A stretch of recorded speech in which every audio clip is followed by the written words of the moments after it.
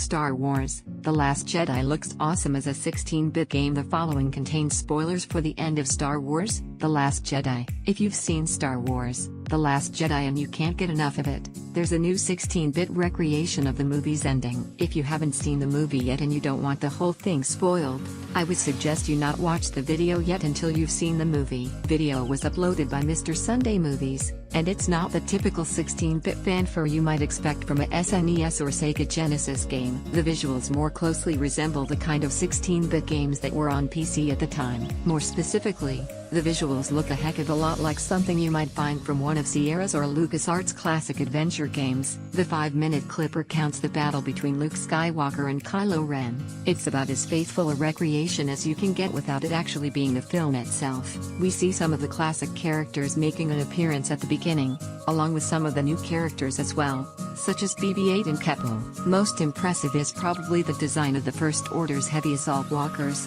which look quite impressive in the whole sprite-based design. The design and color palette most certainly seems to be reminiscent of the old Star Wars games for the SNES, such as Super Star Wars, Super Star Wars, The Empire Strikes Back, and the extremely popular, and extremely difficult, Super Star Wars, Return of the Jedi. In fact, Mr. Sunday Movies seems to have made a strong case for a possible true 16-bit rendition of Star Wars: The Last Jedi. When a lot of people made comparisons to Netflix's Stranger Things feeling like a classic 1980s movie turned into a Ink series, it didn't take any goading to convince Netflix to turn Stranger Things into a classic sprite-based game that might have fit right in with the late 1980s or early 1990s video games that were out at the time. While a lot of people might complain that newer game consoles deserve more powerful games than retro pixel titles, Stranger Things was shuffled on over to mobile devices, something that Disney could have done with The Last Jedi if it were designed as a pixel-based adventure game. Instead,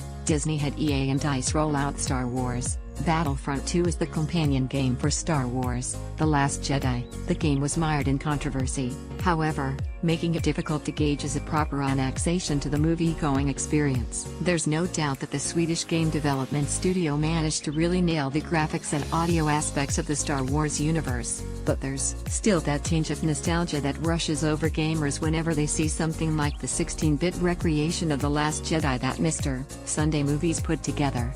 And even though it isn't a real game, at least you can rewatch the 5-minute clip and pretend that it's just a missing entry in the old LucasArts Star Wars titles that came out back in the early and mid-1990s for the